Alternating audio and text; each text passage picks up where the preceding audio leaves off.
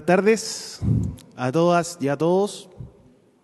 Bienvenido a este seminario, bienvenida a este seminario sobre reforma tributaria, en que nos acompañarán el senador Carlos Montes, el senador Juan Pablo Letelier, y contaremos con la exposición de Andrea Repeto. Esta actividad se enmarca dentro de un conjunto de actividades que se ha realizado desde la Presidencia del Senado con el objeto de abrir este espacio, este edificio, a la ciudadanía, abrirla a los debates y poder acercar todo este tipo de conversaciones a todas y todos.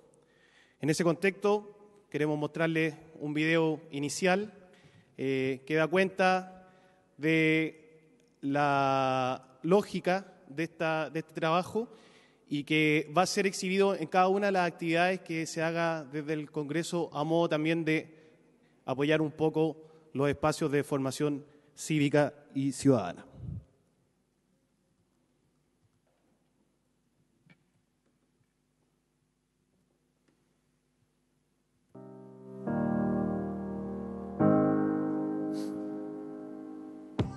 Bienvenidos al Congreso Nacional. En este lugar se respira parte de la historia política de nuestro país. Es aquí donde se construyeron grandes acuerdos y se sucedieron hechos que marcaron la trayectoria de Chile. Este edificio le pertenece a cada uno de ustedes. Queremos que se transforme en un lugar donde nos reunamos a dialogar, debatir y tomar decisiones que nos permitan avanzar a todos juntos. Además, nos interesa que su visita sirva para conocer y recordar algunos conceptos básicos de formación ciudadana y del funcionamiento del país. Los seres humanos no vivimos solos, nos rodeamos de otros. Desde la familia hasta organizaciones que formamos por afinidades o intereses, como clubes deportivos, juntas de vecinos, comités de allegados, partidos políticos, entre otras. En conjunto formamos la sociedad. Una sociedad que comparte características culturales comunes es una nación. Si esa nación se establece en un territorio y se organiza con autoridades y reglas, se transforma en un Estado. Chile es un Estado que se ha definido como una república democrática, vale decir, un régimen político donde la soberanía la tiene el pueblo, todos nosotros, y la ejercemos a través de las elecciones y también de nuestra participación en diversas instancias de la comunidad. Para su mejor funcionamiento, los estados democráticos dividen sus funciones en tres poderes: el poder ejecutivo o gobierno, el poder judicial o los tribunales de justicia, y el poder legislativo o Congreso Nacional. El poder ejecutivo lo conforma el presidente de la República y sus ministros. Su función es gobernar, o sea, administrar el Estado. Le corresponde poner en ejecución las leyes y llevar adelante políticas públicas que mejoren nuestra calidad de vida. Debe además mantener el orden público y asegurar la seguridad externa del territorio. El Poder Judicial está compuesto por la Corte Suprema de Justicia, las Cortes de Apelaciones y diversos juzgados especializados distribuidos en todo el país. Es el encargado de hacer justicia al resolver los conflictos que se generan en toda la sociedad. Con este objetivo, los tribunales están facultados para conocer, juzgar y hacer ejecutar lo resuelto. El Poder Legislativo es el encargado de crear las leyes que rigen nuestra convivencia entre personas con distintas características, intereses, creencias, ideas, orientación sexual, entre otras, procurando el respeto de los derechos de todos. En los estados modernos, por su tamaño, es imposible que todos participemos directamente en la elaboración de las leyes. Por ello, elegimos representantes. El Congreso Nacional se compone de dos cámaras, el Senado y la Cámara de Diputados, integrados por 43 senadores y 155 diputados respectivamente. Los legisladores son elegidos por los ciudadanos en los distritos o circunscripciones en que se divide administrativamente el país. Construir una democracia participativa y una política con altos estándares éticos es una tarea de todos. Por eso, te invitamos a participar con nosotros en la discusión de las leyes y tener un rol protagónico en la historia de nuestro país.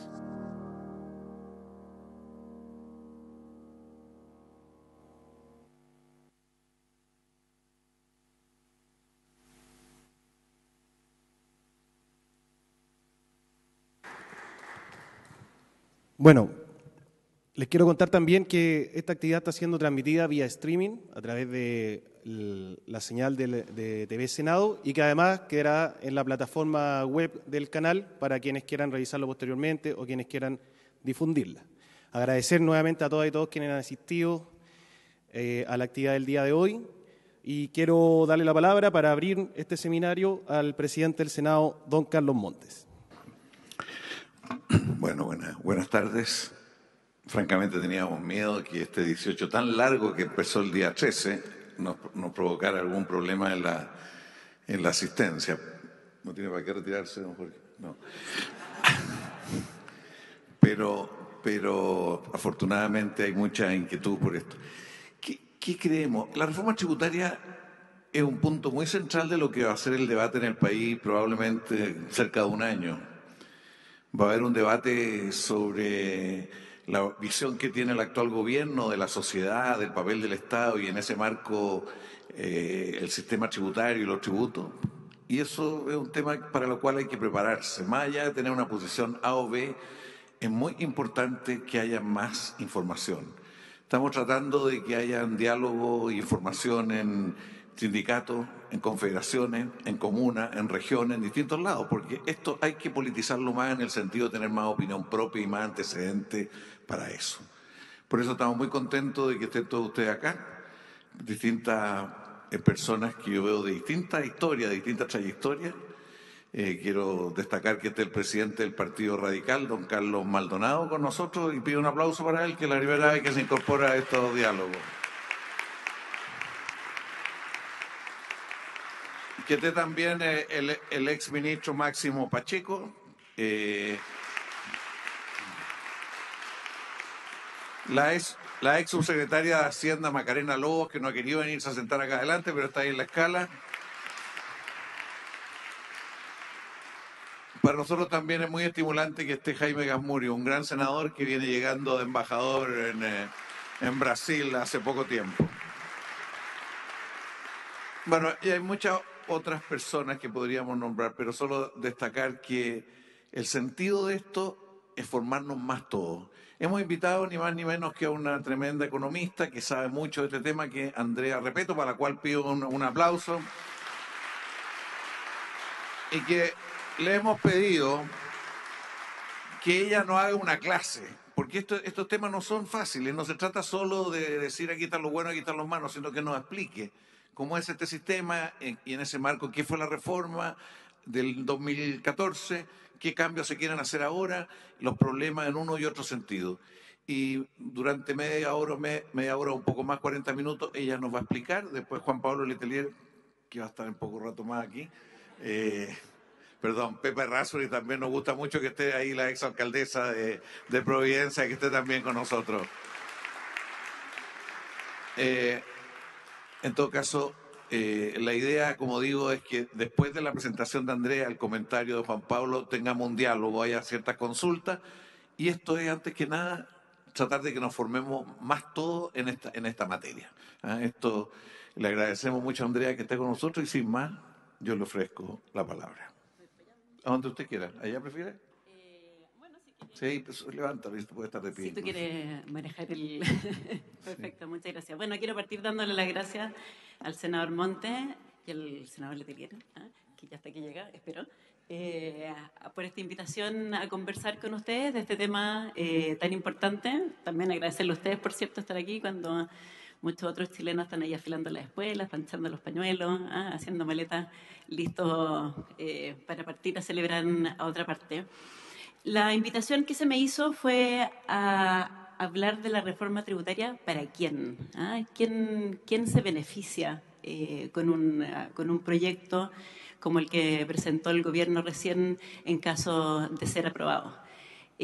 Quisiera partir dándoles un poquito de contexto. Como ustedes bien saben, en septiembre del 2014 se aprobó recién una reforma tributaria grande, importante, era la primera grande de ese tamaño desde principios de los años 90, y tenía básicamente dos objetivos: recaudar más y tener un sistema que fuese más equitativo.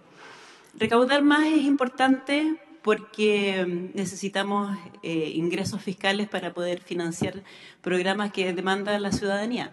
Necesitamos mejores pensiones, no hay ninguna duda de eso, yo creo que estamos todos de acuerdo. Necesitamos mejorar la calidad de la educación, necesitamos que la calidad de la educación no dependa del hogar de donde vengan los niños, sino que todos tengan derecho a la misma calidad. Necesitamos mejor salud, necesitamos estar seguros que podamos llegar a la vejez y tener una posibilidad de estar protegidos en caso de enfermarnos. Y todo eso son demandas legítimas, necesarias, que no necesariamente podemos financiar, dado el tamaño del Estado que tenemos en Chile. Y al mismo tiempo también en los últimos años se ha hecho más evidente una estrechez fiscal. Junto con esta demanda por más gastos, nuestro Estado no le ha alcanzado, tenemos un compromiso de ser muy responsables, de mantener un balance estructural al que no hemos tratado de llegar, pero no lo hemos logrado, y por lo tanto necesitamos recursos para esas dos cosas. Y luego está elevar la equidad tributaria. Nosotros tenemos un sistema de impuestos que no es ni progresivo ni regresivo, en el sentido de que no mejora la distribución del ingreso y tampoco la empeora. Tenemos, por un lado, una proporción muy importante de la recaudación que proviene del IVA, este impuesto, el 19% que pagamos en todas nuestras compras, en nuestras transacciones. Y eso lo pagamos todos los chilenos, independiente de lo que compremos, dónde lo compremos, cuánto compremos, si tú eres rico, tú eres pobre, todos pagamos exactamente lo mismo. Y ese componente es regresivo, porque proporcionalmente la gente más pobre dedica una parte más importante de sus ingresos a consumir. Y luego está la parte que es impuestos a la renta, impuestos a los ingresos que cada uno de nosotros genera, y eso en el papel es progresivo. Tenemos una tasa que al día de hoy va creciendo, parte en cero, la gran mayoría de la gente no paga impuestos a la renta, pero eso va creciendo a una tasa que llega hoy día al 35% por el último peso que uno gana. El problema que tenemos es que existen un montón de tratos preferenciales, en particular a los ingresos que vienen de las rentas del capital, que vienen de las rentas de los empresarios, que tienen tratos preferenciales y que les permite reducir esa carga tributaria. Entonces, si bien en el papel tenemos un sistema de impuesto a la renta que es progresivo, en la práctica no lo es. Entonces, esta mezcla de mucha importancia del IVA con un sistema de impuesto a la renta que no es exactamente progresivo, terminamos con un sistema que es como neutro. Y esta es una oportunidad perdida, porque la ciudadanía valora la equidad, valora tener una sociedad que sea más equitativa, y acá hay un instrumento que no estamos utilizando. Lo primero que está ahí, esto de imprimir algo de progresividad en el sistema, es algo que no teníamos, que queremos tener, y un poquitito con este objeto de lo que se llama la equidad vertical, que las personas que más ganan paguen más. Luego, otro ámbito de la equidad es que hay diferencias muy importantes en términos de impuestos entre ser trabajador y ser empresario.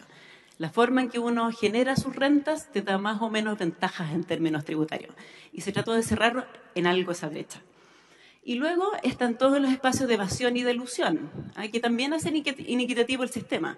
O sea, si alguien puede torcer un poquito la ley tenía un cierto espíritu, pero uno tuvo un abogado o alguien, no quiero hablar mal de los abogados, que típico que está lleno de abogados, iba a decir contador, pero después voy a terminar metiendo más la pata. Que alguien que te pueda ayudar, alguien que entienda mucho de impuestos, que te pueda ayudar a minimizar esos pagos dentro de la ley, pero de alguna manera torciendo el espíritu. Eso es la ilusión. O incluso evadiendo, saltándose las reglas, saltándose incluso lo que es la letra de la ley, eso hace inequitativo el sistema. Y de hecho las personas que tienen más incentivos, más interés en hacerlo y que tienen los más recursos para hacerlo son la gente que genera más ingresos, que tiene más plata. Entonces, por esos tres motivos también se quería imprimir más equidad al sistema tributario. Le voy a mostrar algunos datos previos a la reforma del 2014, todos, para mostrarles el contexto en que estamos tratando de hacer esto. Y mucho de lo que está haciendo en el proyecto de ley que ingresó al Congreso hace ya un par de semanas atrás es volver un poquitito a esta situación. Lo que muestra ese gráfico es cuál es el tamaño que tenía el Estado en términos de ingresos tributarios de los países desarrollados. Todos esos países que están ahí en el eje vertical son países que hoy día son desarrollados y están en la OCDE, cuando tenían el ingreso per cápita que tenía Chile un poquito antes de la reforma. Para tratar de ver cuál es el tamaño del Estado apropiado al nivel de desarrollo que nosotros tenemos en vías de desarrollarnos, en vías de llegar a ser lo que son esos países. Y ahí tienen España, por ejemplo, en el año 82 se alcanzó a ver, tenía un Estado bastante pequeño, un 12,9% de toda la producción era equivalente a los impuestos que recaudaba. Y en otro extremo estaba Irlanda, que hoy, en el año 88, que hoy día es considerado un paraíso fiscal, de hecho, así que es curioso lo que pasaba acá, que tenía una recaudación de 31,3% del PIB. Chile tenía a esta altura 20%, y la comparación era, en promedio, la OCDE, estos países a este nivel de desarrollo, tenían una recaudación del 23% del PIB en promedio y en la mediana un 24%. Y de ahí viene esta idea de subir 3 puntos la carga tributaria. Era convertirse en el país promedio, básicamente. Y era un tamaño que es algo que las economías pueden sostener y que pudiese ser un nivel más apropiado para el estándar de desarrollo que teníamos. Este gráfico y el que viene quiero mostrarles la idea de la equidad. Esta es la equidad vertical. Hay dos conjuntos de barras ahí. Las barras que están a la izquierda se refieren a qué porcentaje de la renta, de todos los ingresos que se generan en el país, se los lleva el primer conjunto, el 1% más rico. En Chile eso es del orden de unas 70, 80 mil personas. Después el 0,1% más rico, unas 7.000, 8.000 personas. Y luego el 0,01% más rico, unas 700, 800 personas. La barra azul es Chile, la roja es Estados Unidos, la verde es Alemania, la morada es Japón, España en azul, eso parece ser azul, y después así como que elipso, y después Suecia es la naranja. Y hay dos cosas ahí que pueden ver. Uno es que la concentración de la riqueza en Chile es muchísimo más alta que en esos otros países. La primera barra dice ahí que el 1% más rico se lleva un 29% de todas las rentas. ¿Okay? Esto no está calculado con los datos de la CACEN. Los datos de la CACEN que nos presentaron la semana pasada, en que se mide desigualdad, no alcanzan a capturar los ingresos de los más ricos por dos motivos. Porque no alcanzan a ser encuestados, o porque son un grupo muy chico, entonces no aparecen en la muestra, o cuando les toca la puerta no las abren, y tampoco nos cuentan cuánto ganan, cuánto tienen retenido en el famoso food, cuánto están en las utilidades. Esto es una particularidad de Chile, todos los países en las encuestas de hogares tienen este problema. Pero estos son datos, utilizando datos de impuestos internos junto con la CACEN, que te permiten tener una visión un poquitito más acabada de qué es lo que sucede ahí en esos niveles. Entonces el 1% se lleva el 29%, el 0,1% el 14%, el 0,01% se lleva 6%, y todos los otros países se llevan también una cantidad importante, pero menor que lo que sucede en Chile. A lo que me quiero centrar es en las barras que están a la derecha. Las barras que están a la derecha es qué porcentaje de todas esas rentas que tienen se las tienen que pagar impuestos, en promedio. Y hay dos cosas que ver en ese gráfico. Uno es que estos súper ricos chilenos pagan proporcionalmente menos impuestos que los súper ricos en Estados Unidos y Alemania, que son las otras dos barras que están a la derecha. O sea, el 1% más rico en Chile paga una tasa de impuestos promedio del 15%, esto es antes de la reforma del 2014, en Estados Unidos un 24% y en Alemania un 31%. Las diferencias son sustanciales, muy grandes. Y la otra cosa que llama la atención ahí es que esa tasa es decreciente. Mientras más rico eres, menos una proporción más chiquitita de tus impuestos, de tus ingresos lo estás dejando a pagar impuestos. Y a eso nos referimos con la equidad vertical. Los que están más arriba deberán pagar proporcionalmente más, pero lo que está sucediendo en Chile es que pagan proporcionalmente menos porque son rentas empresariales, son ingresos que se obtienen a través del capital y esos tienen tratos preferenciales que son muy, muy marcados en Chile. Hace que mientras tú seas más rico, pagues una tasa más baja. Luego quiero mostrarles aquí la idea de la equidad horizontal. Estos son un estudio que hizo Impuestos Internos hace algunos años atrás en que no he tenido acceso a que lo puedan replicar. Y no se alcanza a ver mucho, pero en el eje horizontal lo que tiene son los ingresos anuales de las personas. Y en el eje vertical es qué porcentaje de esos ingresos tienen que irse a impuestos. Es la tasa promedio de impuestos que pagan esas personas. Los puntitos fucsia son los trabajadores dependientes. La gran mayoría de los chilenos tiene un empleo, su empleador retiene impuestos, se los pasa a impuestos internos y a final de año uno consolida, así que además tiene algunas otras cosas. Los puntos azules son personas que tienen ingresos mixtos, en general son personas que dan boletas de honorario. Y la línea verde son personas que tienen solamente rentas empresariales. Y lo que les quiero mostrar ahí es que personas con exactamente los mismos ingresos pagan tasas promedio de impuestos muy, muy distintas, hasta 3 veces de diferencia dependiendo de cuál es el origen de sus ingresos. O sea, por ejemplo, se alcanzó bien ver bien una persona que ganaba el año 2003 50 millones de pesos al año. Como trabajador dependiente, pagaba una tasa promedio de impuestos cercana al 25%. Pero si era empresario, pagaba el 10%, o un poquitito menos. Y ustedes ven que mientras más rico eres y eres empleado, el porcentaje que vas pagando es más alto. Esa es la tasa progresiva de impuestos. Pero si tú eres una persona que va generando ingresos a través de las rentas empresariales, esa tasa es más o menos constante. Siempre pagas más o menos lo mismo. Y a eso nos referimos con equidad horizontal.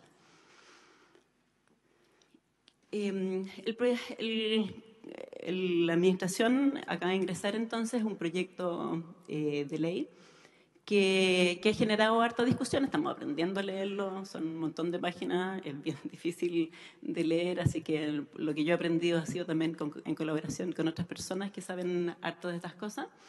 Y hay dudas, cuando uno empieza a leer, hay dudas legítimas en al menos 3 áreas en términos generales. Uno, que vaya a recaudar lo que dice que va a recaudar. Una buena parte de esto, no voy a tocar esto más adelante, pero una buena parte tiene que ver con esta boleta electrónica que de alguna manera permite a impuestos internos mirar, no sé, lo mismo que pasó con Transbank. El voucher de Transbank hoy día es una boleta y con eso se recaudaron $100 millones. Aquí se dice que recaudaron varias veces eso con ese número. Lo segundo es que qué va a pasar con la equidad vertical. Si volvemos atrás, si volvemos a esta situación en que le volvemos a dar más permisos a las rentas empresariales por sobre los permisos que le damos a los trabajadores, y lo mismo en términos de equidad horizontal. Y es importante en esta discusión, y por eso es parte de estos ejercicios que estamos haciendo, tratar de proteger esos objetivos, de entender muy bien si efectivamente lo que está haciendo este proyecto es cuidar esas 3 áreas que son cruciales. Voy a hablar de 3 cosas en términos generales, que son las más importantes, creo yo, en el para quién, que era la pregunta que me hizo el senador Montes cuando me invitó a presentar. Uno es qué significa reintegrar, que es parte de la discusión más fuerte, creo yo, que va a haber. Segundo, en qué quedan las pymes, porque se dice que ese es el proyecto más pro pyme que se ha presentado alguna vez. Y lo tercero, algo especial para el senador que le interesa mucho este tema, este crédito especial a la construcción. Entonces, partamos con qué significa reintegrar. El sistema de impuestos, las empresas hoy día pagan lo que se llama el impuesto de primera categoría. La tasa en el sistema parcialmente integrado hoy día es un 27%. Todas las empresas que están en este sistema, en este régimen, tienen sus utilidades tributarias y tienen que pagarle impuestos internos un 27% de eso todos los años. ¿De acuerdo? Y luego están los dueños de esas empresas, que tienen este segundo trato, que me imagino que muchos de ustedes pagan el global complementario. Este es lo que paga un trabajador, lo que paga el que tiene boletas, lo que pagan los empresarios, los dueños también, cuando uno con impuesto interno suma todos esos ingresos que tiene y le calcula esta tabla que parte en el 0, pero que termina hoy día en una tasa marginal del 35%. Y la pregunta de la integración parcial, la reintegración, tiene que ver con esa primera etapa. Si tú eres empresario, eres dueño de alguna empresa, tu empresa ya pagó un porcentaje de sus utilidades, ¿cuánto de eso se le reconoce cuando va a pagar su global complementario, cuando va a pagar los impuestos como persona? Entonces, con la integración parcial, que es lo que se creó con la reforma del 2014, las empresas primero, las que están en este sistema, pagan un 27%. Y luego, cuando el dueño va y distribuye utilidades, cuando retira plata de la empresa, se le reconoce un 65% de ese 27% que ya pagó. Le dice, eso ya lo pagaste, te falta pagar la diferencia. Entonces, ese 65% de 27 es un 17,55%. O sea, de esos 27, 17,55 te los perdono, ya los pagaste. Y ahora tienes que pagar la diferencia. Entonces, si tú eres una persona que gana harta plata y tiene que estar en la tasa del 35%, ya pagó 17,55, le falta pagar la diferencia, que son 17,45.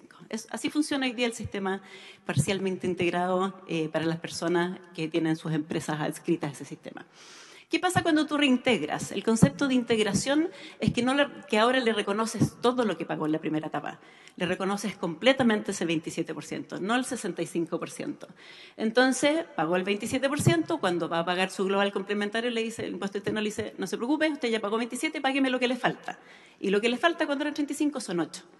Esos son los famosos 9,45 que se discuten en la prensa. La diferencia entre lo que se paga sí o sí en el sistema parcialmente integrado versus lo que se paga en el completamente integrado.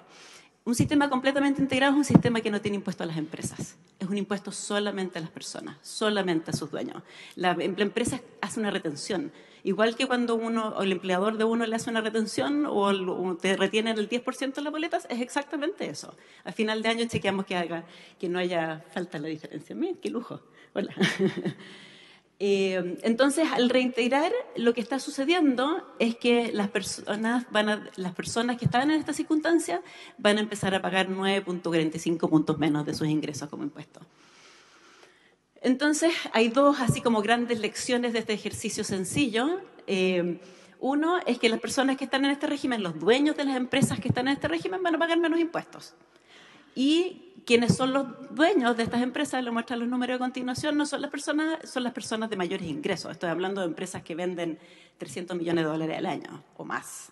Ese es el orden de magnitud de esto. Si no es así la señora Juanita en la que uno piensa, o el pequeño empresario que tiene un taller de algo, esas personas no están en este sistema. Y lo segundo es que les va a salir más barato retirar. Porque antes, con el sistema parcialmente integrado, cuando retiran, tienen que pagar este 17,45%. Hoy día van a pagar 8%. Es más barato retirar y, por lo tanto, va a ser uno de los motivos para hacer esto, es para fomentar el ahorro, pero no es tan evidente que fomente el ahorro porque porque los impuestos que tiene que pagar cuando uno desahorra va a ser más bajo. Hay distintas estimaciones. La estimación que entregó Hacienda cuando entregó el informe financiero al Congreso es que el costo de reintegrar es alrededor de $800 millones al año. Las estimaciones que andan por ahí van entre 500 y 1.000, así que Hacienda se ubicó más o menos al medio en esa estimación, que eso es 1,5 puntos de la recaudación aproximadamente. Acuérdense que queríamos juntar 3 puntos. Y aquí estamos reduciendo la mitad de lo que quisimos hacer solamente con este puro elemento. Y la pregunta entonces que uno se hace en este para quién es quiénes son los que se van a beneficiar con esta reducción y con esta reintegración. Casi el 100% de las empresas grandes, estas que venden harta plata, están en este sistema. Son unas 13.000 empresas. Y cuando uno mira cómo se distribuyen las ventas, las utilidades en este grupo, uno se encuentra que la mayor parte de las ventas y las utilidades las tienen este grupo de 13.000 empresas. Así que usando ese número, uno puede estimar que aproximadamente un 90% de estos $800 millones se lo van a llevar los dueños de estas grandes empresas. O sea, de los 800, 720 se lo va a llevar ese grupo.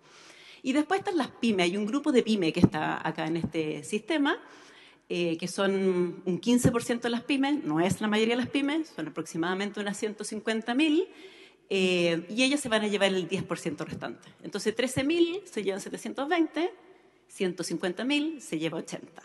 Eso no es progresivo. Eso, por lo menos con el acceso a datos que tenemos, la sospecha más o menos evidente es que esto es una redistribución hacia quienes son dueños de las empresas más grandes del país.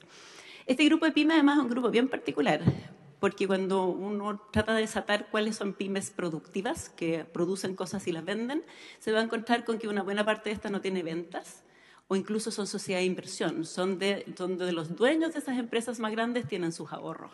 Así que indirectamente estas pymes no son tampoco completamente todas pymes, sino que hay que mirarlas con un poquitito más de lupa. Hay algunos comentarios que quisiera adicionar, dado la discusión que hay en los medios. Uno es que hay escondidos otras cosas. No se baja la tasa, por ejemplo, del 27 al 25, que es algo que los empresarios le habían pedido y era una de las cosas que se habían discutido en la campaña. Pero se permiten descontar más cosas de utilidades. Por lo tanto, hay una manera escondida ahí de bajar la tasa efectiva, el porcentaje de tus ganancias, de tus ingresos que se pagan en impuestos, sin que bajar directamente la tasa, ¿no? La tasa es un instrumento, pero hay otras maneras también de pagar menos impuestos. Por ejemplo, los costos, los gastos que se pueden descontar como reconocidos por impuestos internos como necesarios para generar renta, por ejemplo, los salarios de los trabajadores, los arriendos de las máquinas. Aquí también se agrega una lista, por ejemplo, cosas como la responsabilidad social empresarial. Y todos entendemos que la responsabilidad social empresarial es una cosa así como muy, muy, muy amplia que se presta para muchas cosas que no necesariamente son gastos directos para generar esa renta. También se pueden descontar donaciones al extranjero incluso. Eso son permitidos y son formas también entonces de reducir los impuestos sin reducir la tasa. Y también están las limitaciones a la norma general de antiilusión, que esto era algo que Chile se debía a sí mismo, que es una capacidad que se le da a impuestos internos, junto con tribunales. Esto no es una habilidad única de impuestos internos, sino que tiene que hacerlo en un cierto contexto, de poder revisar con cuánta buena fe las personas están pagando sus impuestos. Y esto es algo básicamente que se quiere derogar. Entonces también toda la parte disuasiva en que uno paga impuestos para que no te caigan impuestos internos encima, ese tipo de cosas también se están reduciendo su fortaleza. Un segundo comentario que quiero hacerles es que Hacienda estaba entregando números sobre cómo se distribuye esta reducción en los costos, la reducción de la recaudación, quién se beneficia con la reintegración. Y ha dado dos conjuntos de números. Por hoy dice que el 18% de las empresas más grandes en realidad son las que están acá, el 40% son de afuera, el resto son pymes. No tenemos idea de dónde sacaron esos números. Eso es parte de los problemas de no tener una oficina del presupuesto dentro del Congreso, que nadie más puede revisar esos números, solo la DIPRES lo puede hacer. Pero no cuadran. Simplemente no cuadran con las ventas que tienen, con la distribución de las ventas. Si uno mira los datos, las 1.000 empresas más grandes en ese grupo de las que están en el semi-integrado explican el 80% de las ventas. No puede ser que el 18% se lo lleve todo. No cuadra. Y aquí hay una petición que hacerle a Hacienda para que nos muestre sus datos. Lo segundo que dice Hacienda es que dice, bueno, pero vamos a mirar las personas, porque son las personas las que pagan impuestos al final, sobre todo en un sistema completamente integrado, en que la empresa solamente es una retención. Y lo que hace, dice, mire, si ustedes miran el global complementario, hay 300.000 personas, si no me equivoco, son socios de estas empresas que se van a beneficiar, 26, 25, algún número dicen, incluso no pagan impuestos y antes estaban pagando este 9,45%. Y es un poquito tramposo el argumento porque mirar el global complementario significa mirar los retiros. Los empresarios pagan solo sobre retiros, no solo sobre lo que ganan. Entonces, vos tenés una persona que ganó 10.000 millones de pesos, por ponerle un número, y una persona que ganó 40. La persona que ganó 40 retiró todo, el que ganó 10.000 millones de pesos retiró 40 también y pagan lo mismo. Entonces, están en el mismo tramo del global complementario, parecieran así como que recibieran el mismo beneficio cuando no reciben el mismo beneficio. El que ganó 10 millones evidentemente está recibiendo un beneficio más alto. Y lo segundo es que además existen todas estas sociedades de inversión en que yo puedo tener, si yo quisiera armar mi empresa y traspasar mis ganancias para esta otra sociedad como ahorro y tener socios a mis hijos, socios a mis nietos. Conocemos de empresarios que tienen de socio a sus nietos. Y yo puedo repartir utilidades a través de ellos, que tienen tasa, no tienen otros ingresos, tienen la tasa cero y por lo tanto aparecen como beneficiados de esto. Son socios, pero no son efectivamente la persona que está generando los ingresos.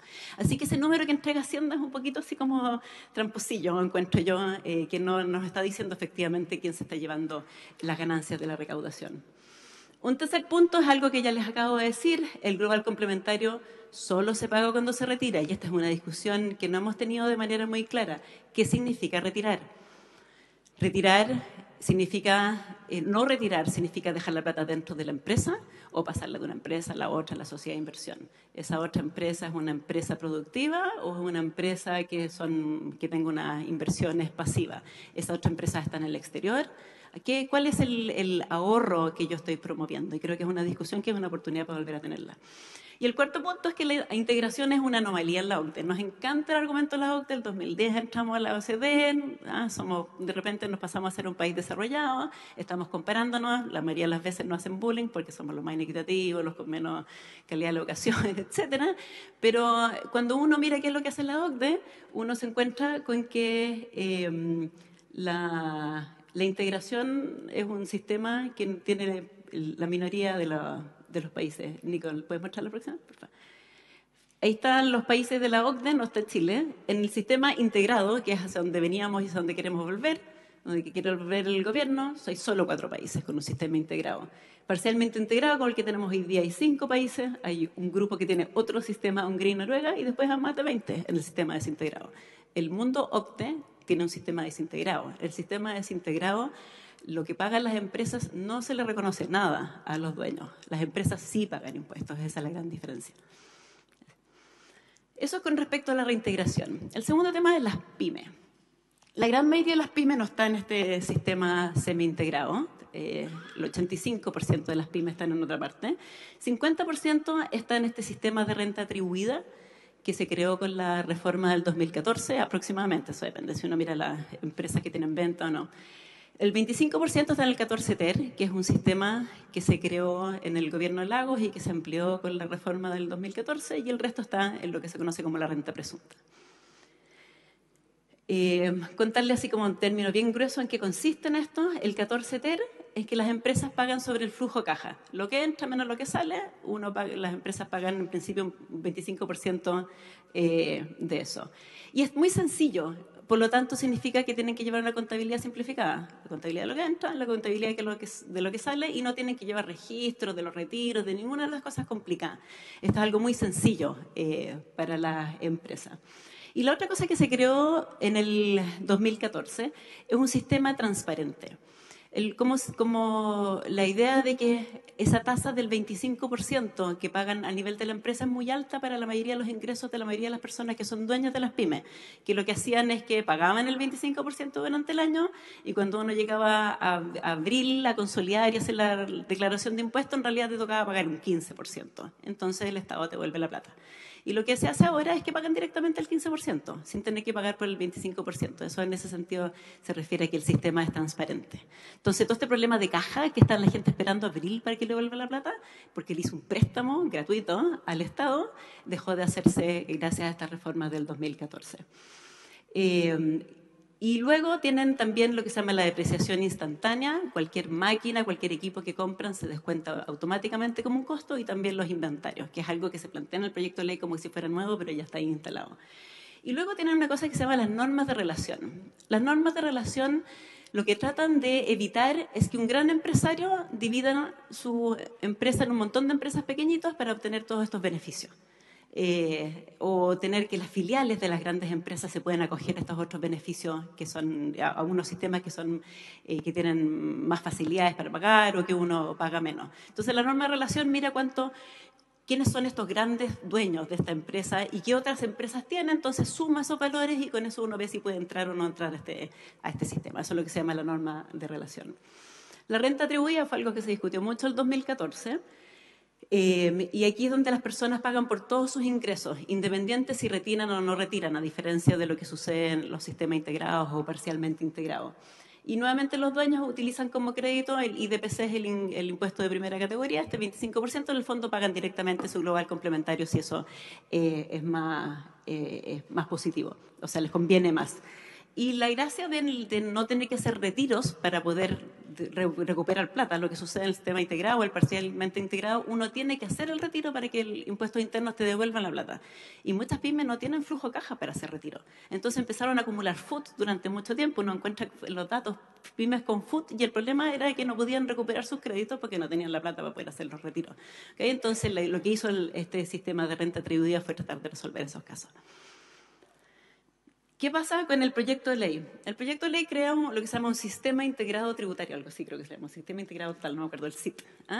Y lo que hace entonces es que mete a todas las empresas en este sistema completamente integrado, pero luego genera y para eso deroga estos otros regímenes, deroga el 14 ter y deroga la renta atribuida, pero después pasa las pymes a lo que se llama la cláusula pyme. La cláusula pyme es que van a seguir pagando el 25%, que pagan hoy día, pero eso sí, tienen que llevar contabilidad completa, que eso ya es un problema. Tú tienes que ir a contratar un contador, etcétera, te aumentan los gastos. Pero les da permiso para salirse de eso. Le dice, bueno, ya, pero si no quieren, váyanse a flujo de caja. Y después les dice a los dueños, ustedes tienen que pagar en base retirada, pero también pueden optar por esta transparencia que tiene el atribuido. O sea, en el papel están derogando dos sistemas, pero están creando excepciones al sistema general que se parecen mucho al 14 ter y a la renta atribuida. Así que para efectos prácticos, estas 85% de las pymes que no están en el semi-integrado van a quedar igual, con la única excepción de que tienen que hacer algo activo para cambiarse. Hoy día automáticamente estaban en la atribuida y se podían cambiar. Hoy día tienen que ir a impuestos internos y avisar que se quieren salir del sistema. Y ahí es donde sucede que la gente se equivoca, se atrasa, se lo olvida, no está seguro, qué sé yo, y terminan en el régimen que no es el régimen que más le conviene. Y por último, para ir cerrando, mostrarles solamente bien cortito esta idea del crédito especial a la construcción de vivienda. Primero, lo que hay que destacar es que el crédito se paga a una proporción, una reducción del IVA, básicamente, a las empresas por las ventas de vivienda, primera venta de la vivienda, pero lo que importa es el costo de la construcción, no el precio al que se vende la vivienda. Por ejemplo, hoy día, o sea, en el año 2014, hasta el 2014, había un tope que era hasta las 4.500 UF para poder tener derecho a este crédito, que se bajó a 2.000. Y hoy día se quiere subir a 4.000 de vuelta. Y un departamento en Providencia, aquí la alcaldesa nos puede contar un poquito más, un departamento que cuesta un poquito menos de 4.000 UF construir, se vende por 10.000 UF en Providencia, o sea, 270 millones de pesos. Esto no es exactamente para la clase media. Hay que tener ojo con eso, porque se dice así como la vivienda hasta 4.000, pero no es la vivienda porque el sitio no entra. Esa es la parte que en realidad que hace una gran diferencia. Una cosa es construir, pero otra cosa es comprar el sitio y todo lo demás. Esto se puso este límite en el año 2014 por varios motivos. Uno, porque el valor de este subsidio que se estaba entregando era alto, 0,21% del PIB, de acuerdo a las estimaciones de Michel Jorrat. Eso era un punto entero de la recaudación que se está entregando todos los años, con una sospecha de que las inmobiliarias estaban quedando con buena parte de esto, porque ellos son la primera venta y después las inmobiliarias se lo venden al público en general. Entonces no estaba siendo redistributivo, que era el objeto. El objeto es generar empleo en la construcción y al mismo tiempo redistribuir para que familias de clase media pudiesen obtener su propia vivienda. Lo que les muestro ahí en el gráfico a continuación también son estimaciones que hizo Michel Jorrat sobre quién se llevaba yéndose las personas, yéndose fuera, saltándose las inmobiliarias. Lo que están abajo son los quintiles de ingresos. El primer grupo es el 20% de los hogares más pobres, después el quintil 2 es el 20% que sigue y así sucesivamente hasta el 20% más rico. Y los números que tienen ahí es el qué porcentaje de todo este subsidio se lo lleva a cada uno de esos grupos. El quintil 1 se lleva un 3,7%. No están acá porque están en el mercado de las bienes sociales, si eso es un mercado. Luego el segundo quintil se lleva un 9,3%, se lleva un 9,3% de este beneficio. Y si siguen hacia el final se encuentran con que el 20% más rico se lleva el 50% del beneficio. ¿Por qué? Porque son casas caras, son departamentos caros. Porque no estamos tomando el costo del terreno, es solamente mirando el precio de la construcción. Y porque también se utiliza mucho para renta. Son personas que compran 10 departamentos de esto y los arrendan y con eso en el fondo son otros ingresos. Entonces tampoco tiene el objeto de que sea la vivienda propiamente tal para poder fomentar aquello. Ahora, solamente para ir concluyendo, creo que hay dudas legítimas sobre lo que logrará y lo que no esta reforma en caso de implementarse. O sea, lo que dice el mensaje, la manera en que las personas, las autoridades describen este proyecto, como que no calza perfecto con lo que uno lee cuando lo mira con un poquitito más de detalle. No es evidente que se resguarde la recaudación, que era uno de los objetos principales, y tenemos estrechez fiscal, y el gobierno lo tiene súper claro, porque ha hablado de hacer recortes, etcétera. No es evidente que resguarde la progresividad lograda, o sea, aparentemente la mayor parte de los costos de esto, la reintegración, se lo estaría llevando los dueños de las empresas más grandes. Y además de esto propone cambios sustanciales en muchas otras áreas, en las donaciones, en las herencias, en la ganancia de capital, en la norma antilusión. O sea, este es un proyecto lleno de detalles, o sea, que no solamente está volviendo atrás hacia lo que teníamos antes del 2014. Yo creo que lo primero que tiene que pedir aquí los senadores sentados al lado es que pedirle, el gobierno debiese empezar a entregar información mucho más detallada de con qué método estimó, con qué información, con qué supuesto, que también nos cuente un poquito más cómo se imaginan estos procesos, qué significa la nueva norma antilusión, cómo se imaginan que en realidad Impuestos Internos va a poder preguntarle a alguien por cuál era la ganancia económica que tenía de seguir una cierta línea tributaria versus otra, cuando en realidad lo que está diciendo el proyecto de ley, que si acá hay un contrato, el contrato entre privados, eso viene por sobre la ley tributaria. ¿Cómo se imaginan que va a funcionar? Eso yo creo que son preguntas que hay que empezar a hacerle. También hay que pedirle que nos entreguen información sobre lo que no está en el informe financiero. Las leyes vienen, cuando vienen con gasto, tienen que entregar un informe financiero indicando las estimaciones que hace la DIPRES sobre cuánto cuesta estos proyectos. Y el informe financiero no está completo. No tiene, por ejemplo, no costea cuánto van a ser estas mayores deducciones, estos permisos que tienen las empresas para descontar la responsabilidad social empresarial, las donaciones, no tienen ninguna estimación al respecto. ¿Cuánto cuesta el debilitamiento de la norma antilusión? Tampoco está en ese informe.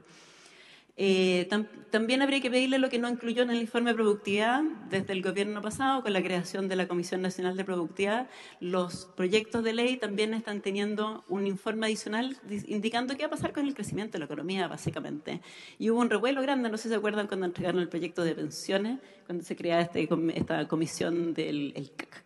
¿Qué significaba el CAC? El Consejo de Ahorro Colectivo. Y quedó así como la impresión de que iba a ser súper malo en términos de empleo. Bueno, este informe de productividad no tiene ni siquiera esa información. No nos dice qué va a pasar con la productividad, no hay ninguna estimación de qué va a pasar con el empleo, no hay ninguna estimación de qué va a pasar con el crecimiento.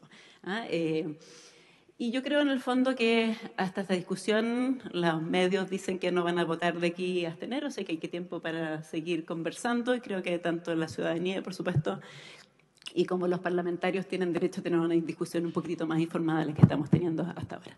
Muchas gracias.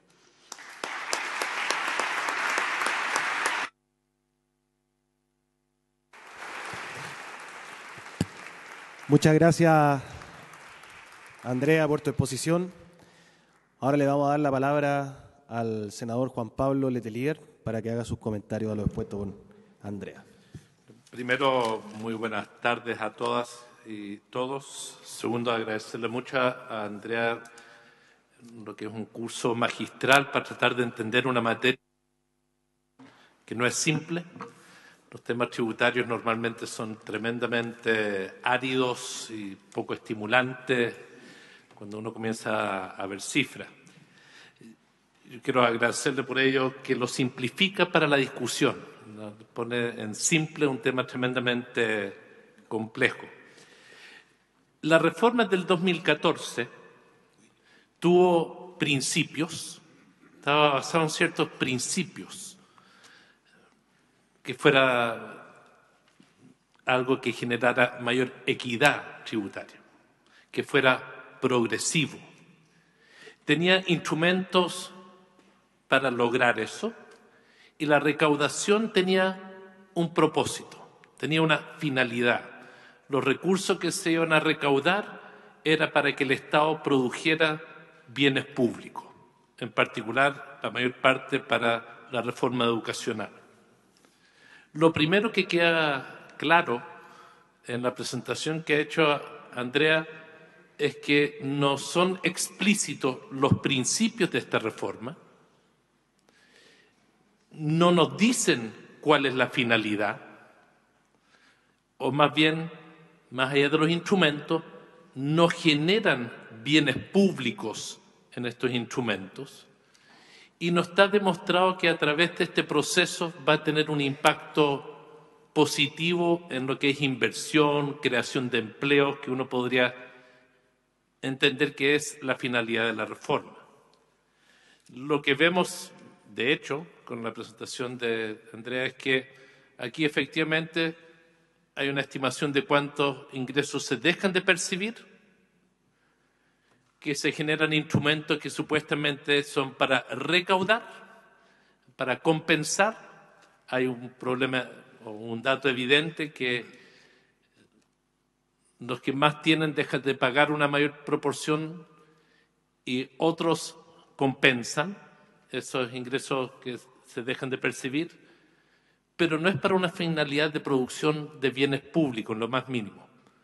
El objeto es recaudar impuestos para financiar la baja de impuestos de otros. Y no está demostrado en ninguna parte de la presentación que se van a producir efectos garantizados que son positivos para todo el país, para toda la economía. Es más, cuando uno mira los datos, lo que queda relativamente claro es que no es evidente de que ninguna de las acciones sean ni pro-pyme. Los pro-pyme, uno podría pensar de que la mayoría de las pymes sacan una ventaja con esta reforma. Las cifras no dejan eso en claro. No se puede decir que ganan con esta reforma las pymes mucho. Es más, muchas de las cosas que se anuncian ya la tienen, la depreciación acelerada, sistemas simplificados, entre otras cosas. Por ello, en este contexto, a mí me gustaría hacer una reflexión de dos tipos. Agradeciéndole a Andrea que simplifica la explicación de lo que es la equidad vertical y la equidad horizontal. Y donde el gobierno lo que más trata de decir es que este proyecto busca equidad horizontal, sin decir de que es muy distinto que uno pague impuestos sobre su trabajo versus los impuestos que uno paga sobre el impuesto al capital. Uno no puede decir que es lo mismo, pero el gobierno lo plantea como que fuera lo mismo, pero adicionalmente es evidente que no quedan en la misma situación. El problema político que tenemos es que necesitamos que la gente entienda lo complejo que es este debate tributario, que la gente entienda que con esta reforma que está propuesta no hay más equidad. Y políticamente necesitamos asegurar o ver si el conjunto de lo que hoy es la oposición está en condiciones de enfrentar un tema probablemente estructural o muy estructural como es la política tributaria. El entrar a este debate, el aceptar esta propuesta, el entrar a votar en general de inmediato en esta propuesta, ¿a qué nos puede llevar? Es decir, ¿hay algo rescatable de la reforma que nos proponen que dice que nos conviene porque avanzamos en equidad? ¿Hay algo en la reforma sustantiva que es bueno y necesario en esta coyuntura? Más aún cuando recién hicimos una reforma tributaria que recién entró en régimen ahora, este año. La gran interrogante para mí, política, es cómo logramos que el país, que todos entiendan lo que hay detrás de la reforma tributaria, porque el gobierno nos esconde las cifras. Cuando le pedimos datos, hasta ahora, como se dijo claramente, el informe financiero no da todos los datos. Y como es un tema no es atractivo, voy a decir, en el debate, en la lectura, muchas personas no están abiertos a detenerse, a comprender qué hay detrás de algo como la norma antielusión. Yo quiero recordar, como lo decía Andrea, la reforma del 2014 tuvo 3 ejes, esencialmente en lo que eran su quehacer. Y uno de ellos, la norma antielusión, era y es tremendamente importante. No es una norma pequeña, es algo que evita que efectivamente se haga trampa legal pero trampa, y la norma antielusión se hizo de una forma tal, se redactó de una forma tal, para decirlo en simple, en forma tan general que nadie se atreviera a hacer trampa. No declaraba temas específicos de la antielusión, no era una lista de 10 acciones o 8 acciones, era una redacción que se hacía amplia y ambigua para que fuera algo que evitara que gente que quisiese generar ese tipo de acción. La mayor reflexión, junto con reiterar los agradecimientos a Andrea, porque para muchos de nosotros los temas tributarios normalmente es complejo de explicar, y como son pocos los que pagan la mayor parte de los impuestos en nuestro país, porque eso también hay que decirlo, la recaudación respecto a esta ley, los que se ven afectados no es la gran mayoría de los chilenos. Esto no es la discusión del IVA, en donde todos se ven afectados. En esta reforma necesitamos tratar de explicar qué pierde el país si se aprueba la idea de legislar, cuáles son los principios donde retrocedemos, y probablemente el mayor desafío político es si logramos que la gran mayoría de la gente entienda, permita que la oposición en su conjunto actúe de una sola manera. En la medida que la gente no conozca realmente lo que hay detrás de esta reforma, más se abre la posibilidad de que algunos actúen por su camino y no con una presión social colectiva.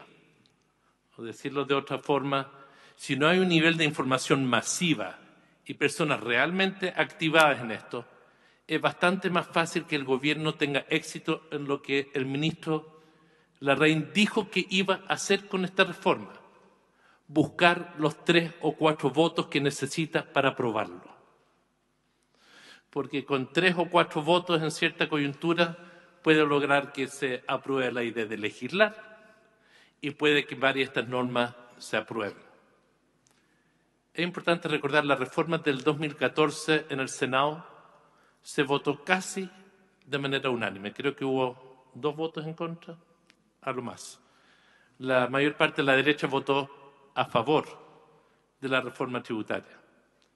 Hoy, si no logramos que esto se conozca, esto puede ser sin duda, por lo menos a mi juicio, una de las derrotas estructurales para quienes hoy somos de la oposición en un tema de principios, que es si queremos un sistema tributario que sea progresivo, más equitativo. Yo no digo que lo que aprobamos en el 2014 sea la panacea. Fue un avance, dejó varios temas pendientes, fue producto de un acuerdo, quiero recordarlo, fue un acuerdo, de ahí surgió el concepto de la cocina. Fue precisamente en ese contexto porque se construyó un acuerdo.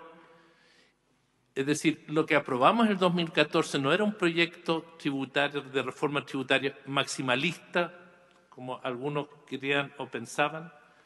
Hicimos algo bastante razonable. La pregunta es si eso que hicimos razonable se echa para atrás.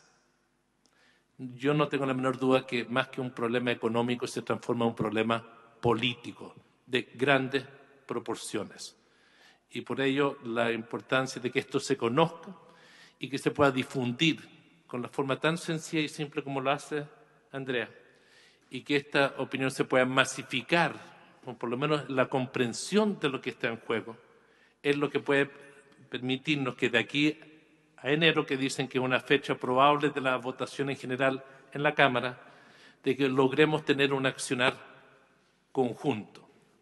Una última reflexión. La pregunta que yo me hago es, ¿qué ganamos de aprobar esta idea de legislar? ¿Qué gana el país? ¿Va a haber una ola de inversiones, de creación de empleo de mayor calidad, de empleo sustentable, de empleo decente? ¿Se va a realmente reactivar un territorio del país para que, digamos, va a salir de problemas históricos de la pobreza como la Araucanía? Es decir, ¿qué ganamos al aprobar esta idea de legislar? En términos concretos, yo creo que Andrea nos ha dado por lo menos una mirada que nos permite que evaluemos esa decisión de buena manera.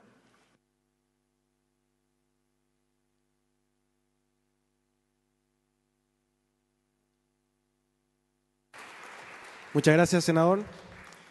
Queremos aprovechar de dar las excusas de los senadores Pug, Arboe y Osandón, quienes saludan la actividad y se excusaron de venir hoy. También la excusa del alcalde de Independencia, Gonzalo Durán. Vamos a abrir ahora una ronda de palabras del público con la idea de que sean intervenciones breves y que después nuestros panelistas puedan referirse a ellas.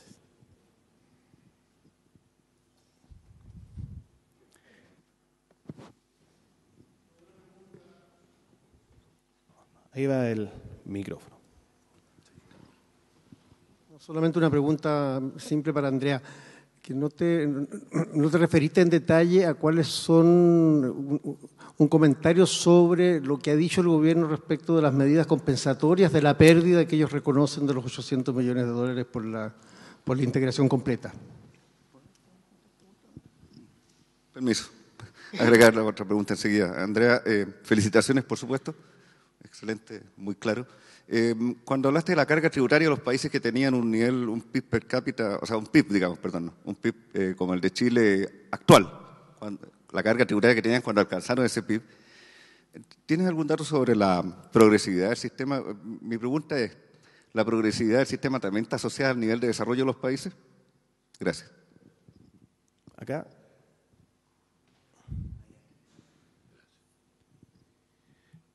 Yo quiero levantar una inquietud sobre un tema que no se ha discutido, que son cómo se remunera el país de todos los recursos naturales que tiene. Hemos sido muy beneficiados por la naturaleza y cuánto eso beneficia a la mayor parte de los chilenos. Son unos muy pocos. Y esas son sumas siderales. Es un tema que debe ser discutido, requiere ser discutido. Eso es todo.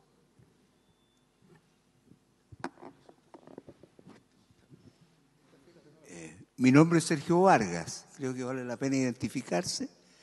Mi pregunta al presidente del Senado, me ha parecido interesantísima la exposición, pero como bien han dicho, quienes han expuesto, hay otra opinión del otro lado. Yo he estado leyendo todas las declaraciones y entrevistas, por ejemplo, a Andrea, que le tengo preguntas que no tienen que ver con esto, que espero conversarlas después con usted, pero me gustaría saber, senador Montes, ¿cuándo vamos a escuchar a la otra parte? Porque esto no termina hoy día. Es tan complejo el tema que tenemos también que escuchar el otro lado. Es decir, yo podría empezar a hacer preguntas y me van a hacer pedazos porque son observaciones a lo mejor formales y no fundamentales. Yo no creo que hay muchas opiniones de colegas suyos, que usted los conoce mejor que yo, y que piensan diferente. Entonces, este es un tema complejísimo, que no, hoy día es como si estuviéramos hablando de fútbol, somos todos del mismo equipo. Entonces yo quiero escuchar a los otros para... Como bien decían al principio, este es un lugar de grandes acuerdos, dialogar, debatir y avanzar todos juntos. Creo que eso tenemos que aplicarlo al escuchar a la contraparte. Gracias. Muy breve sobre esto inmediatamente. Nosotros hemos hecho un ciclo de diálogo en los aspectos de ilusión y evasión. Invitamos a Carolina Fuenzalía junto con Safie. En los temas de PYME estuvo acá también Sergio Enríquez junto con alcalde, que es jefe tributario del gobierno. En los temas de integración no vino nadie del gobierno, pero invitamos a Rodrigo Vergara, que era del CEP, junto con Alejandro Mico. Queríamos que en esta ocasión el diálogo con Andrea fuera especialmente para formarnos, para tener más elementos conceptuales y para saber más. Pero vamos a seguir discutiendo, analizando y tenemos hartos meses por delante y lo vamos a hacer no solo acá, también en regiones. ¿Más consulta? acá hay una... Dos acá adelante. Muchas gracias. Hola, buenas tardes. Gracias por la exposición de partida. Mi pregunta va enfocada en torno a lo que hablamos, pero también la quisiera ampliar un poco, porque yo siento que el gran desafío que tenemos actualmente es cómo socializar estos temas. Porque el gran desafío que tenemos actualmente, a mí me pasa, yo trato de explicar lo que fue la reforma en primera y ahora este proyecto en mi casa y cuesta lograr la atención y cuesta quitar muchas caricaturas muchas veces. Y eso es un desafío que hay en todo orden del debate económico, no solamente en torno a la reforma, en torno, por ejemplo, cuando hablamos de matrices productivas, cuando hablamos sobre un nuevo modelo de evaluación de impacto ambiental, cuando hablamos sobre un cambio de modelos productivos, de modelos económicos. Una pregunta que quizás no es tan técnica, porque yo creo que de forma técnica siempre vamos a estar interiorizando en los foros, que vamos a estar siempre los mismos presentes. La pregunta va más allá, ¿cómo logramos socializar la visión que tenemos sobre cómo debe ser el mejor desarrollo del país, lograr esa confianza con la gente? Porque básicamente es simplificar algo que en sí mismo no es simple muchas veces. Entonces yo creo que si usted tiene alguna solución, alguna propuesta de cómo podemos lograr nosotros, con nuestras comunidades, en nuestros partidos, en nuestras casas, lo que acá aprendemos, la visión que tenemos de que esto no es una caricatura, de que esto es una medida sustentable y responsable para el desarrollo del país, cómo traducir eso al lenguaje cotidiano con la gente. Bien, mi nombre es Jorge Cisterna, mi pregunta a Andrea. En materia de redistribución, está la redistribución impuesta, de la que tú has hecho referencia, y la redistribución voluntaria. La redistribución voluntaria de las empresas, donaciones de las empresas, que acá en Chile obedece básicamente a objetivos de la política estratégica de la empresa, y la redistribución que hacen las personas ahí. Chile comparado con Estados Unidos, aquí la información que yo tengo es que las donaciones que hacen las personas son significativamente bajas. En Estados Unidos, cualquiera de estos ricachones que aparecen entre las grandes fortunas se dedican a ganar plata, pero a partir de los 60 años crean su fundación y comienzan a redistribuir ingresos y redistribuir riqueza.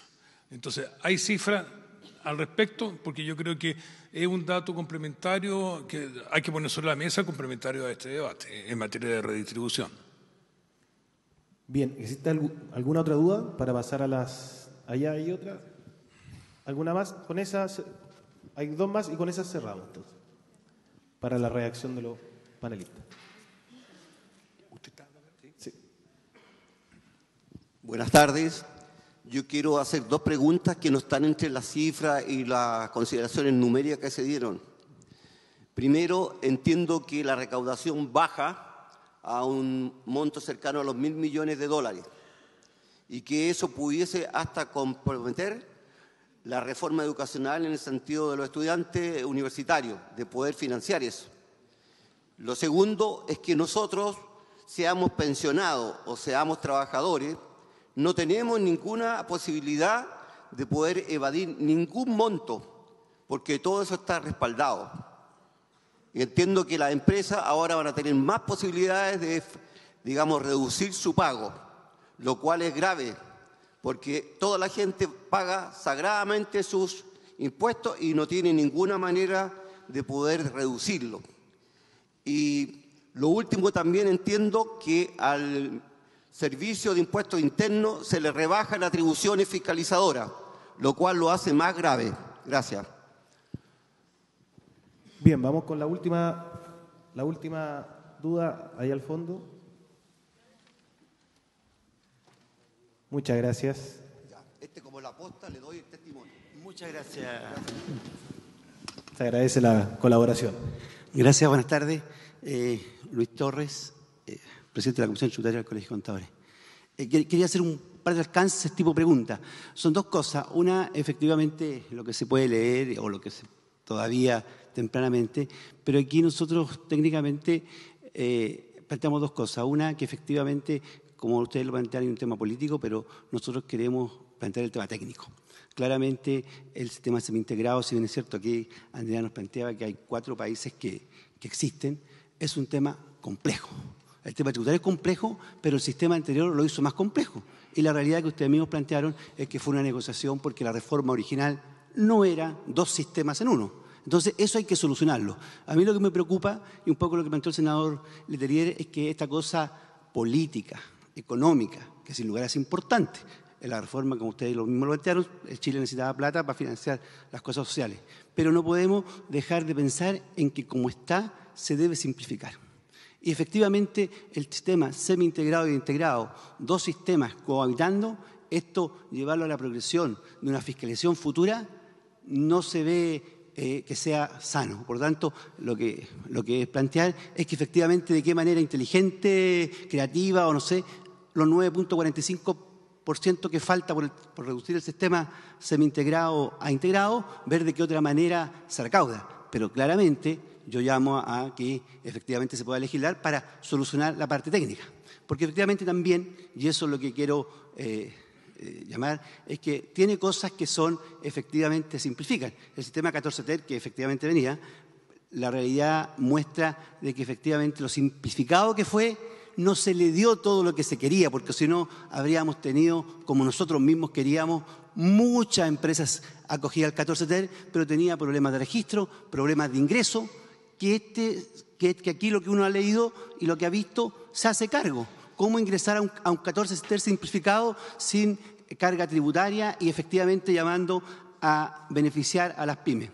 Este proyecto tiene una norma que efectivamente nosotros como contadores existe preocupación, pero estamos convencidos de que esa preocupación debería pasar a ser ventajosa, que abarca al 80% de las pymes, que son las que venden menos de 10.000 UFs, que es un sistema realmente simple, y al gremio le preocupa decir vamos a quedar sin pega, o como dijo Andrea, que no lo comparto, es un problema contratar a un contador. Creemos que no. La realidad dice que todo aquel contribuyente pyme que recurre al servicio en forma autónoma, al final termina recurriendo a un contador para que le solucione los problemas. Por lo tanto, efectivamente, esta norma que es de tributación propuesta por el servicio, creemos que es pro pyme. También creemos que efectivamente, y el gremio así lo ha visto, en que puede significar un perjuicio. Estamos convencidos que deberíamos convertirlo en una ventaja para las pymes, una mejor atención y una ventaja para el gremio. Por lo tanto, en resumen, lo que quiero llamar es que justamente a que no pongamos en blanco y negro el tema de semi-integrado e integrado por efectos técnicos. Muchas gracias. Gracias. Antes de darle la palabra a Andrea, sería bueno que Ricardo nos hiciera una reflexión que quiera hacer sobre esta materia, que pueden ayudar mucho a ver distintos temas, y después Andrea podría cerrar. Demos un aplauso a Ricardo Freindavi, que está con nosotros nada menos que ahora.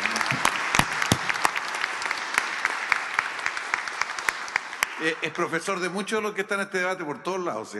O sea, profesor. Muy modesto. Yo soy ultra puntual, llegué tarde, digo, llego tarde o no voy.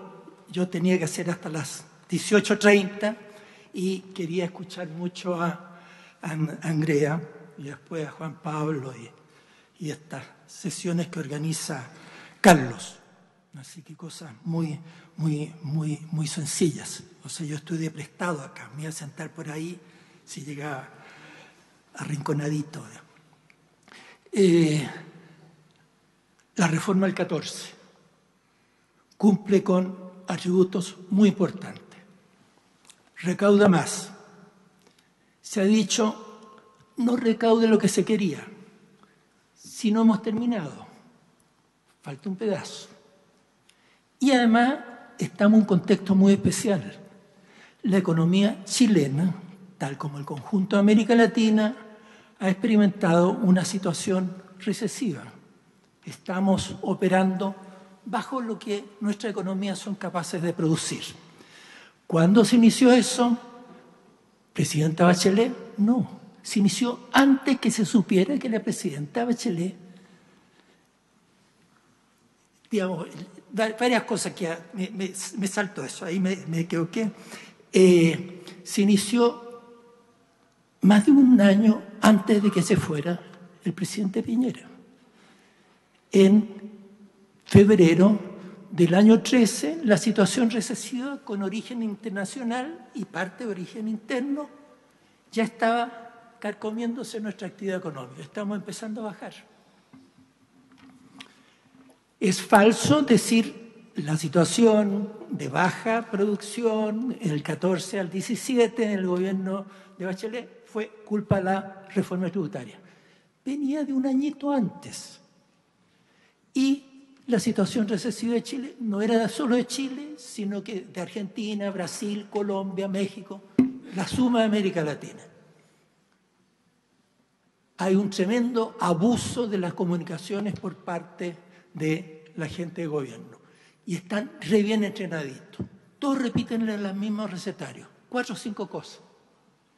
Tenemos que aprender. Con la diferencia de que el recetario que repitamos sea verdad y no falso. Que la reforma tributaria provocó esta situación recesiva en Chile es plenamente falsa. ¿Que hubo errores en la reforma tributaria? Sí. Y uno en varias instancias criticó algunas cosas. Y cómo se podían remediar eso. Pero la reforma recauda más. Y recauda claramente de manera progresiva. Atributos que tiene un sistema tributario. ¿Lo tiene Estados Unidos? Sí. ¿En Alemania? Sí. ¿En Francia? Sí. ¿Escandinavia? Sí. El sistema tributario chileno, antes del 14, era levemente regresivo. Ahora es levemente progresivo.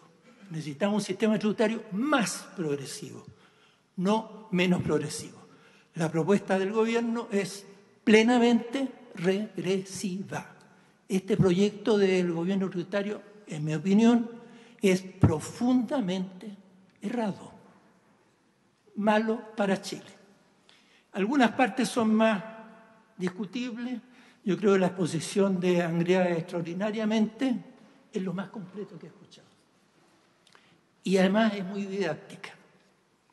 Necesitamos transformar eso en una paginita, 4 o 5 frases, 5 o 6 numeritos.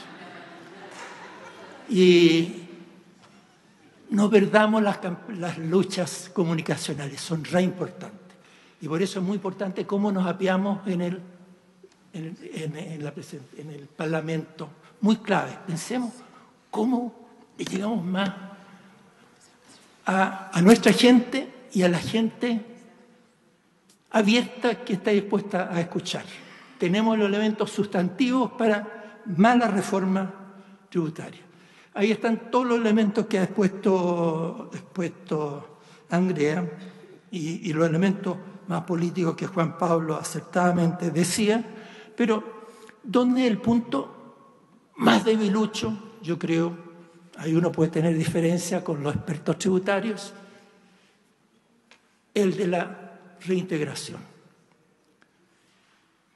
¿Qué es lo que está cambiando la reintegración? Es devolverle calculó el gobierno, 830 millones de dólares. ¿A quién? A la distribución de utilidades.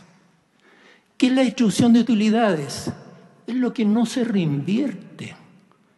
Le está diciendo a la empresa, mire, si usted distribuye utilidades, yo le voy a devolver el impuesto que pagaron con la empresa y usted cuando hace su declaración de valor complementario en abril, se va a encontrar ahí con un crédito tributario. Calculó su impuesto y impuesto interno le está diciendo, y usted aquí hay 8 millones de pesos que no tiene que pagarlo porque se lo estoy devolviendo yo impuesto interno.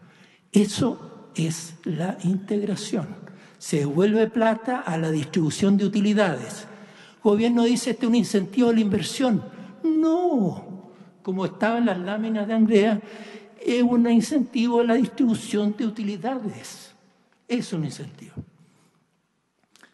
Un segundo elemento que es vecino a este, Chile tiene una tasa de impuesto a la empresa tan tremendo, 27. Pero si hay una parte del impuesto se devuelve. Y cuando si terminamos, ojalá Dios no quiera, con el reintegro, se les está devolviendo de los 27, en términos simples, 9 puntitos. Cuando comparamos con las tasas de impuestos a la empresa de los países desarrollados, tenemos que corregir eso, ajustar eso. Porque como muestra la Andrea, Alemania, Francia, los escandinavos, Estados Unidos, tienen sistemas muy desintegrados o bastante desintegrados. No devuelven parte de los impuestos pagados en la empresa. Eso hay que corregirlo. Las empresas no están pagando al final el 27. O sea, el impuesto interno no se queda con el 27. Recibe los 27 y devuelve después, en abril, cierta cantidad de plata. Y el gobierno nos está diciendo, devolvámosle más plata a ellos. Argumento que uno le ha escuchado a unos 5 panelistas de derecha. Ustedes, por no darle a los ricos, no le van a dar a los pobres. Muy sencillo, pues.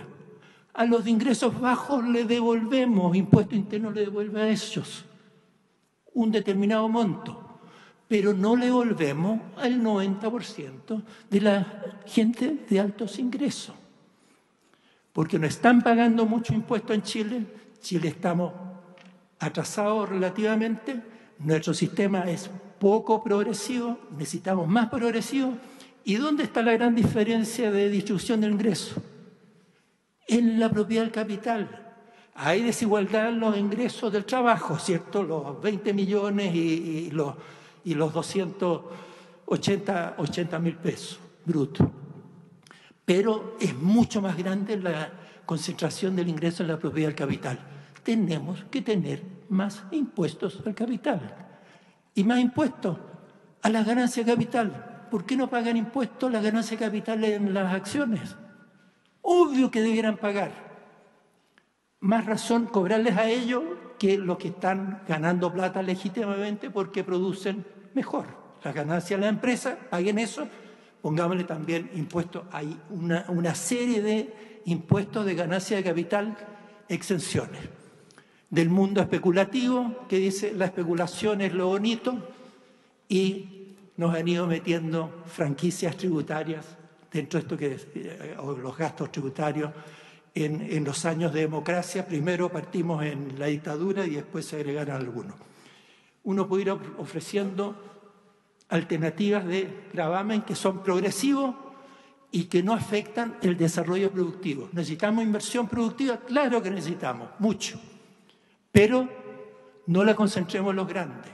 Y tenemos que hacer un gran esfuerzo para que haya una democratización de la propiedad del capital. ¿Y cómo? El apoyo a las pymes, de verdad, no cambiándole, como dijo Juan Pablo, el nombre a ciertos incentivos tributarios que ya existían en la reforma anterior. Y eso, el tema de las pymes, el mensaje muy fuerte, hagamos en serio desarrollo para las pequeñas y medianas empresas, y que es la forma de crecer, no con los grandes, sino que crecer con los medianos y pequeños. Incentivos al emprendimiento, reforma del mercado de capitales para crédito de largo plazo a tasas razonables de interés, no las que existen en nuestro mercado de capitales. Nuestro mercado de capitales es profundo, sí, profundo en desigualdad. Necesitamos un mercado de capitales profundo en impulso ahí sí la integración social, que los de menos ingresos vayan creciendo más rápidamente. Este sistema tributario está lleno de puntos débiles y potencialmente tenemos un punto muy fuerte para llegar a la opinión pública. Eso requiere organización, sangre fría, no calentarse y perseverancia. Muchas gracias.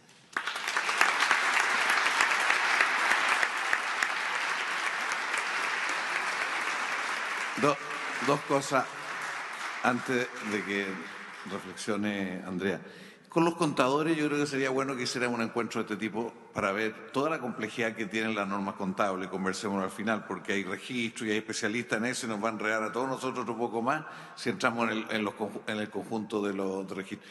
Y ligado al tema de las pymes, hay un documento que sacó el grupo que está trabajando de 10 afirmaciones del gobierno que son falsas respecto a la pyme, de 10.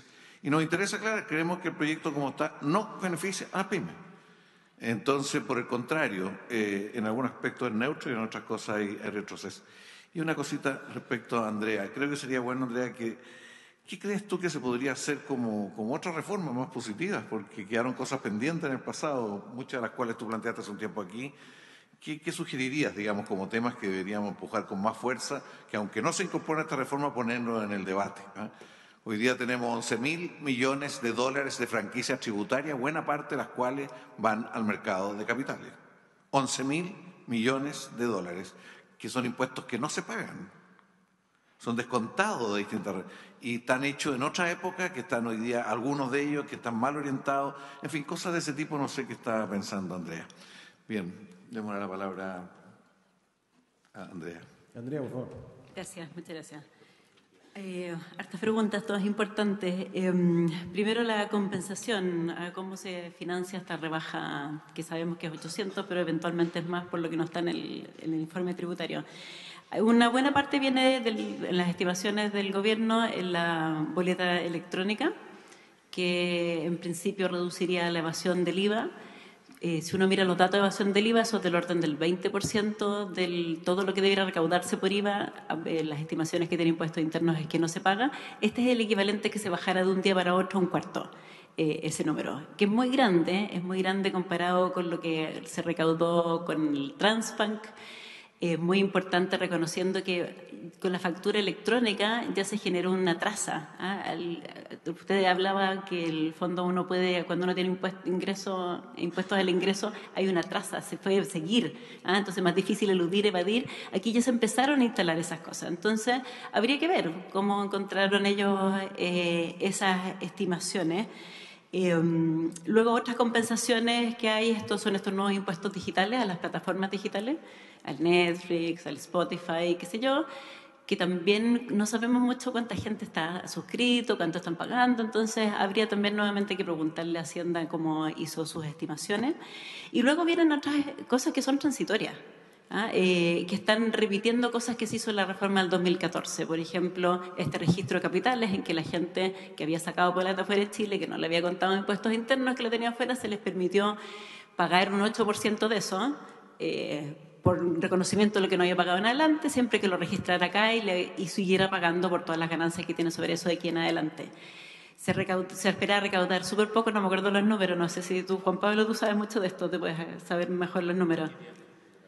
Pero era así como mucha plata por nuca, que estaba afuera, y la sospecha entonces es que sigue habiendo plata afuera.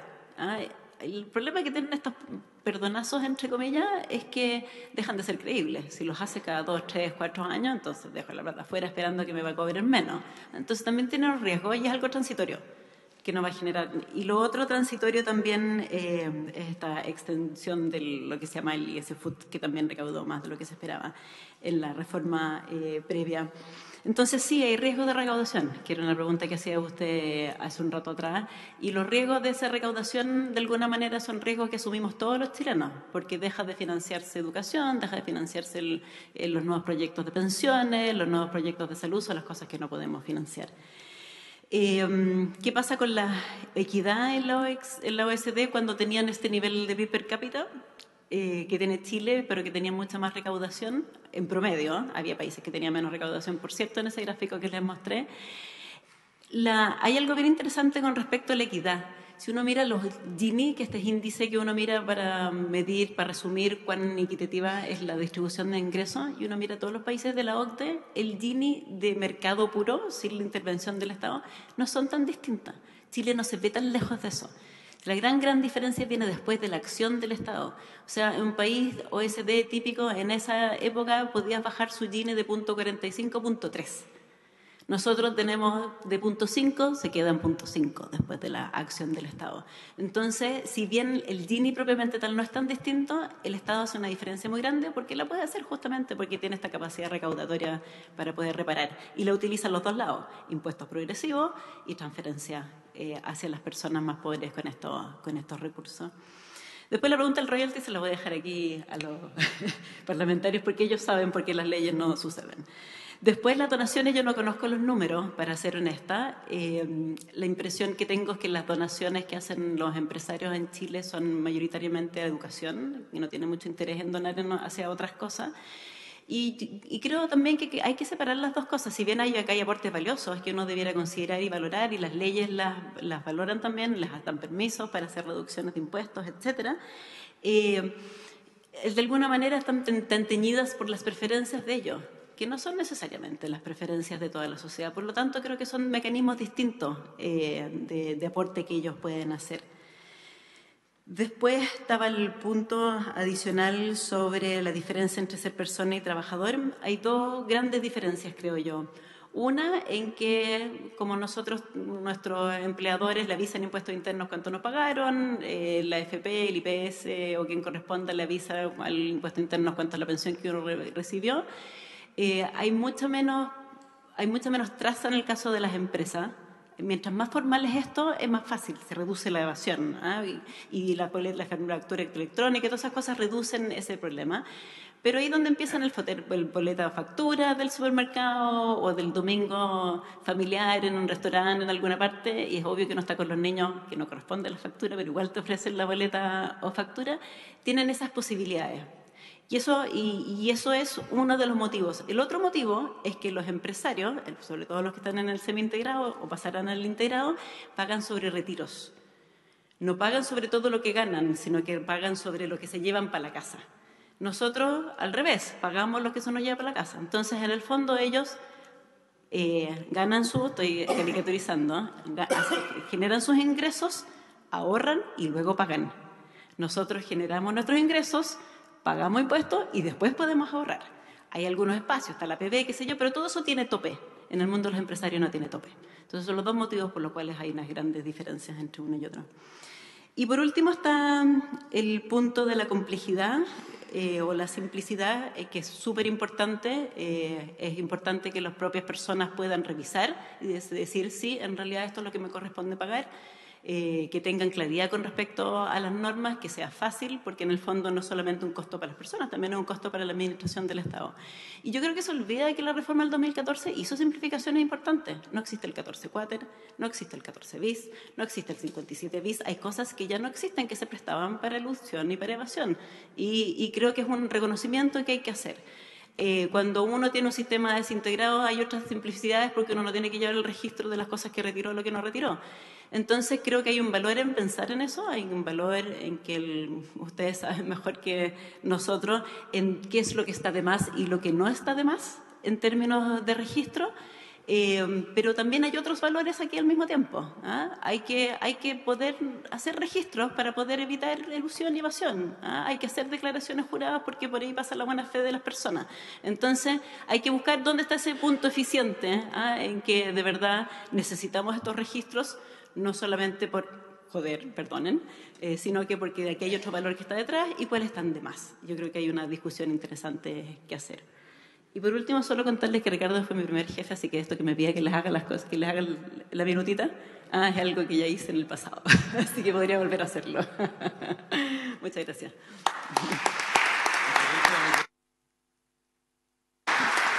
Bueno, no. Corrió la pregunta de qué reformas podríamos impulsar y mover, pero es quizás materia de otra discusión. Mire, nosotros hemos hecho estos encuentros en un sentido, todo lo que dijo Nicolás hace un rato, pero nuestro propósito principal frente a lo que usted es que haya opiniones más informadas, más fundadas, en lo político y en lo económico. Aquí está en juego cosas súper importantes para el país. Y está en juego cosas súper importantes para lo que los próximos años más cercanos. Esto no es una discusión ingenua, puramente técnica, que antes se hicieron las cosas mal y ahora se hacen bien. Hay orientaciones distintas, independientes, que siempre se pueden corregir cosas. Hay orientaciones respecto a cómo se imagina la sociedad, el rol del Estado, que ha quedado claro, cómo nos imaginamos el construir un país menos desigual, porque hoy día somos vergonzosamente desiguales. Y ella decía, en el Gini, decía Andrea, el efecto de la política o de las transferencias es bien bajo, porque son pocos los impuestos y por otras razones seguramente. Bueno, yo creo que cualquier idea que ustedes tengan de llevar este debate a algún otro lado, nosotros estamos muy dispuestos. Con usted, alcaldesa, hicimos a propósito de la reforma de 2014 como 1000 personas en Providencia. Usted se recordará que estuvo Michelle Jorrata ahí, hicimos una tarde. Que queremos hacer eso por todos lados, con los parlamentarios, con los alcaldes, con los dirigentes, con todo. O sea, que haya la mayor información posible para que sea un debate lo más democratizado, independiente de que finalmente el Parlamento, porque es lo que corresponde, tener que tomar decisiones, y Juan Pablo ya ha hecho reflexiones importantes. Cualquier idea, háganosla llegar, para cualquier iniciativa. De partida con los contadores queremos hacerlo, Juan Pablo, queremos hacerlo de todas maneras. ¿Sí? Solo sobre el tema de los... ¿Cómo? Los auditores. Está bien. Sobre la parte técnica. Puede tener mucho valor el simplificar y siempre las cosas se pueden hacer mejor. Mi temor y preocupación política es que las calugas logren confundir el debate de fondo. Que tras el esfuerzo de simplificar nos hagamos nosotros mismos un autogol con lo que es la esencia de este proyecto. Es como los impuestos verdes, parecen súper entretenidos. Un buen debate, pero ese debate, así como el simplificar en lo técnico, puede llevar a que perdamos el punto político. Y por eso es tan importante poder escucharlos, a ver qué cosas se pueden simplificar, se pueden hacer mejor. Como decía Ricardo, todo lo que sea pro pyme en serio, bienvenido, pero que no caigamos en la trampa, porque a los otros sí lo estamos escuchando. Nos van a decir la verdad. No nos van a decir por qué quieren esta reforma, porque serán muchas cosas, pero tontos no son. Y ellos saben que no pueden decir que le vamos a devolver 800 millones de dólares a quienes más tienen en este país. Eso no lo van a decir. Y ahí no nos debemos equivocar. Sí.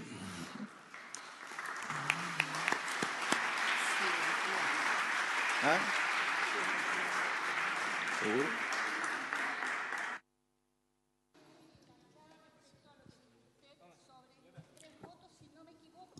Espera un poco, por favor, para que lo pueda hacer con el micrófono, podamos escuchar todo. Ahí sí. Son 3 votos, si no me equivoco, que van a definir una votación. Yo quiero hacer la siguiente consulta. Me imagino que todos estos temas se tratan en la comisión respectiva, ¿verdad? Bueno, los legisladores ya han leído efectivamente y analizado cada uno de los acápites de lo que esta reforma se trata. Porque realmente, si ellos son los que definen, porque nosotros podemos estar muy informados, podemos conversar, hacer charlas, pero se hornea ¿dónde? En el Congreso. Bien. Bueno, nosotros estamos todos estudiando, o sea, no todos, muchos están estudiando hoy día, porque aquí no basta con lo que tienen las comisiones respectivas, sino que todos.